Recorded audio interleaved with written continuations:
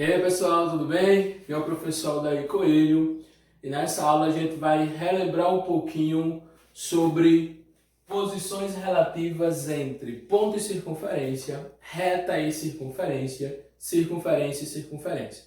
Lembrando que este conteúdo é estudado em geometria plana, normalmente no 8º ano do ensino fundamental, e é necessário para compreender algumas aplicações da circunferência no estudo da geometria analítica, no estudo proporcionado pela geometria analítica.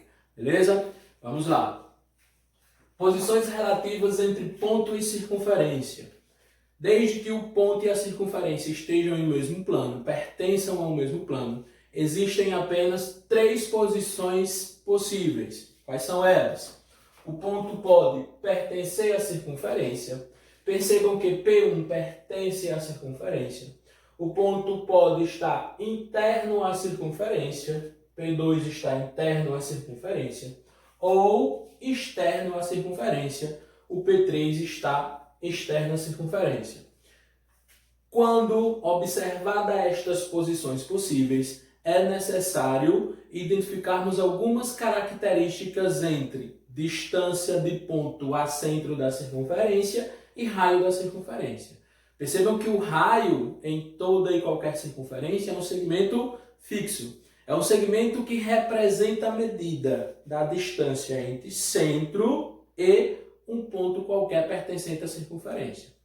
Como, no primeiro caso, o ponto P1 pertence à circunferência, é um dos pontos formadores da circunferência, significa dizer que a distância do ponto P1 até o centro C da circunferência será igual a R.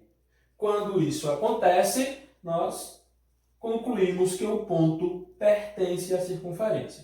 Eu representei aqui a circunferência pela letra grega gama, para a gente não ficar escrevendo toda hora a circunferência. Então, distância de P1 até o centro foi igual a R. Conclusão para a posição relativa é que o ponto pertence à circunferência gama. Observem que o ponto P2 está interno à circunferência. Quando isso acontece, a distância do ponto P2 até o centro C da circunferência será menor do que R. Claramente, pela representação geométrica, esta conclusão torna-se visível, torna-se clara. P2 está interno à circunferência, conclusão, consequência disso, a distância de P2 até C será menor do que R, porque o raio é a distância entre centro e ponto que pertence à circunferência, ponto qualquer da circunferência. E quando o ponto estiver externo, fora da circunferência, na sua parte exterior, consequência entre a relação de distância de P3 e circunferência você colocou igual, maior, A distância entre P3 e centro da circunferência, que está sendo representado pela variável, pela letra C, será maior do que R. O raio, ele parte do centro e chega até esse ponto. Percebam que existe um segmento complementar, um segmento consecutivo. Portanto, P3 estará externo à circunferência. Continuando, pessoal, agora a gente vai relembrar as posições relativas entre reta e circunferência. Também são 3. A reta pode ser tangente à circunferência, a reta pode ser secante à circunferência, ou a reta pode ser exterior à circunferência. E isso quando reta e circunferência estiverem no mesmo plano. Quando será tangente, professor? Tangente quando tocar a circunferência em um único ponto. Quando existir somente um ponto em comum entre reta e circunferência. Este ponto, que está sendo representado nessa figura pelo ponto D, é chamado de ponto de tangência. O ponto de tangência é o ponto de interseção entre reta e circunferência, quando a reta for tangente. Percebam que a distância entre a reta tangente, que eu representei por T, representei como reta T, e o centro da circunferência, que é essa aqui, ó. A distância entre reta T e centro da circunferência será igual a R, será igual ao raio da circunferência. Conclusão: sempre que a reta for tangente à circunferência, a distância entre reta e circunferência será igual a R. Quando a reta será secante, professor? Reta secante é aquela que secciona a circunferência, é aquela que corta a circunferência. E como consequência desse corte, existirão dois pontos em comum entre reta e circunferência. Pontos em comum, chamados de ponto de interseção, ó, estão sendo representados nessa figura pelos pontos A e B. Percebam que a distância entre a reta que secciona a circunferência, a reta secante a circunferência e o centro da circunferência será menor do que R. Está claro para vocês? Como a parte da reta estará interna à circunferência, a distância entre reta e circunferência será menor do que o raio. Outra característica importante na reta secante: o ponto que liga centro da circunferência e reta, o ponto que representa, que liga essa distância, esse segmento que representa a distância, será sempre o ponto médio de AB. A e B são os pontos de interseção da reta e circunferência. E M será o ponto médio. Este ponto M é o ponto de ligação entre centro da circunferência e reta secante à circunferência. Reta exterior, tá claro, como o próprio nome já diz, a reta vai estar externa à circunferência. E a distância entre centro da circunferência e reta exterior será sempre maior do que o raio. Acredito que é bem fácil de perceber essa condição, essa característica, já que a reta é exterior. Se a reta está fora da circunferência, distância entre centro e reta maior do que o raio. Beleza? Posições entre circunferência e circunferência.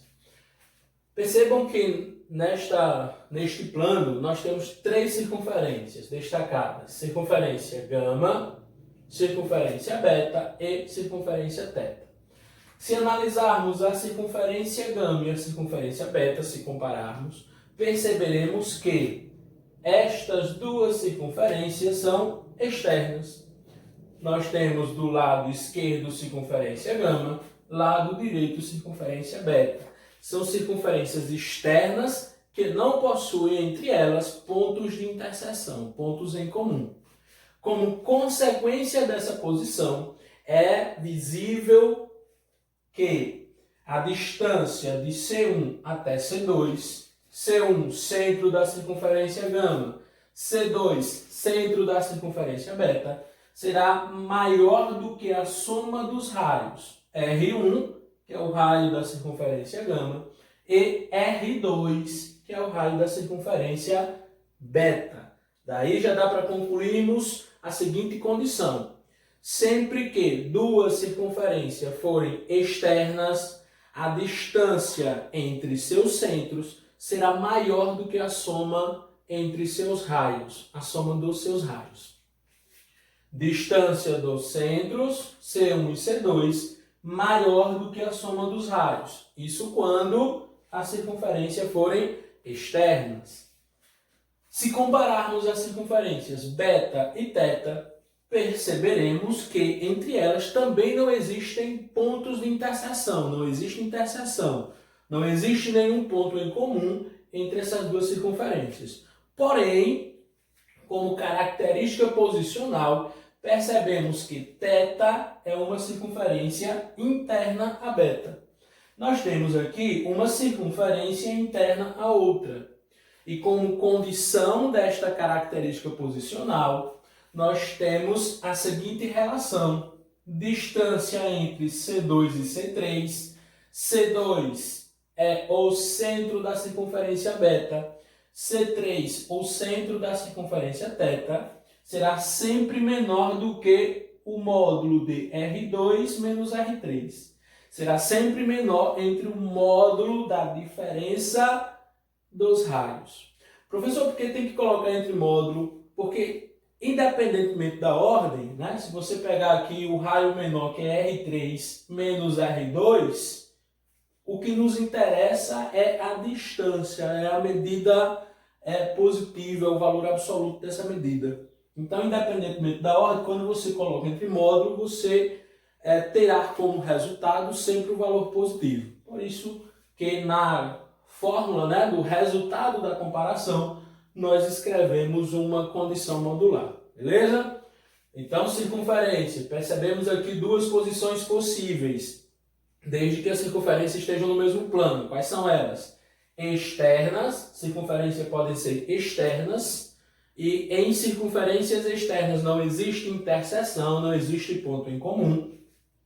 E como condição geral, a distância entre os centros de duas circunferências externas será sempre maior que a soma dos seus raios. Circunferência pode ser uma interna à outra. Neste caso, né, neste tipo de posição, também não existe interseção, não existe ponto em comum. E como consequência desta posição, teremos uma distância entre centros, neste caso aqui C2 e C3, menor do que a diferença dos raios. Já dá para generalizarmos uma coisa, ó. Quando forem externas, a distância entre os centros será maior do que a soma. Quando forem internas, a distância entre os centros será menor do que a diferença, né? Do que o módulo da diferença. Percebam que a gente colocou em módulo aqui, pois estamos comparando distância e uma relação entre os raios. Além de externas e uma interna a outra, as circunferências podem ocupar posições tangentes externas e tangentes internas. Primeiro, quando serão tangentes, professor? Circunferências tangentes serão aquelas que tiverem um ponto de interseção. Assim como na reta, nós vimos que reta tangente a uma circunferência é aquela que toca a circunferência em um único ponto. Este ponto de toque, este ponto de interseção, nós chamamos de ponto de tangência. Aqui também, percebemos que a circunferência gama e a circunferência beta se interceptam neste ponto A. Este ponto é o ponto de tangência. Eu já sei que essas duas circunferências são tangentes. Porque tangentes externas, visualmente, esta característica nesta definição está visível, está perceptível. A circunferência gama está externa à circunferência beta. Porém, existe entre elas um ponto de interseção. Este ponto de interseção chamamos de ponto de tangência. Como consequência desta tangência, né, dessa tangência externa, nós verificamos que, preste atenção, distância de C1, centro da circunferência gama, até C2, centro da circunferência beta, é exatamente igual à soma dos raios R1 mais R2. R1 mais R2 é igual à distância entre os centros de uma circunferência tangente, né, de duas circunferências tangentes externas. R1 mais R2 igual à distância. Tangentes internas, professor. Precisa existir o ponto de interseção, esta é a característica de tangência. Nós temos aqui, circunferência θ e circunferência beta. Olha aqui o ponto B, que é o ponto de tangência. São tangentes, porém, internas. Percebam que a maior parte da circunferência θ está interno a beta. Como consequência desta posição de tangência, nós temos a distância entre os centros, C2 e C3, aqui a distância que está destacada de azul, vai ser igual à diferença entre os raios. Coloquei em módulo porque você pode pegar menor menos um maior, maior menos um menor. O que nos interessa é o valor absoluto. Então, ó, distância de C2 e C3 está destacado, segmento destacado de azul, vai ser igual à diferença entre R2 e R3. Acredito que está claro para vocês, pessoal, que R2 é o raio da circunferência beta. Ó. É isso tudo aqui. Ó. Sai do C2 até o ponto B. R3 é o raio da circunferência θ. Sai de C3 até o B. Quando eu retiro R3, ó, retirei R3, o que é que sobra? Sobra o segmento destacado de azul, que representa a distância entre C2 e C3, a distância entre os centros das circunferências tangentes internas. E para finalizarmos, galera, vamos falar de circunferência secante. Como vimos lá no estudo de reta, seccionar significa cortar. Uma reta seccionará uma circunferência quando ela cortar a circunferência. Como consequência desse corte, ela terá com a circunferência dois pontos de interseção, pontos em comum. O mesmo acontece com o seccionamento de duas circunferências. Duas circunferências serão secantes quando existir entre elas dois pontos de interseção. Neste caso, nós temos o ponto A e o ponto B. Pontos de interseção são pontos em comum, pontos que pertencem tanto à circunferência gama quanto à circunferência beta. Como característica dessa posição, como condição para essa posição, nós temos a relação entre distância entre os centros, né? Distância dos centros, C1 e C2, e soma dos raios, né? E raios das duas circunferências. O que está perceptível aqui, ó, como a distância que vai de C1 até C2 está representada pelo segmento azul, está visível que, se nós juntarmos R1, que é o raio da circunferência gama, ó, essa parte aqui de vermelho, com R2, raio da circunferência beta, essa soma, R1 mais R2, será maior do que a distância entre os centros. Por que será maior? Porque nós temos aqui, ó, uma parte da distância que equivale, né, que tem interseção, na verdade, com R1 e R2. Esta parte aqui, ó, esta parte aqui, ela pertence, né, tanto ao raio da circunferência 1 quanto ao raio da circunferência 2, né? Circunferência gama e circunferência beta. Então, a distância de C1 e C2 será menor do que a soma dos raios. R1 mais R2, soma dos raios, será maior do que a distância de C1 até C2. Dá para percebermos também que a distância de C1 até C2, ó, segmento representado de azul, será maior do que a diferença entre os raios. Se eu pegar R1 menos R2, essa diferença será menor do que a distância.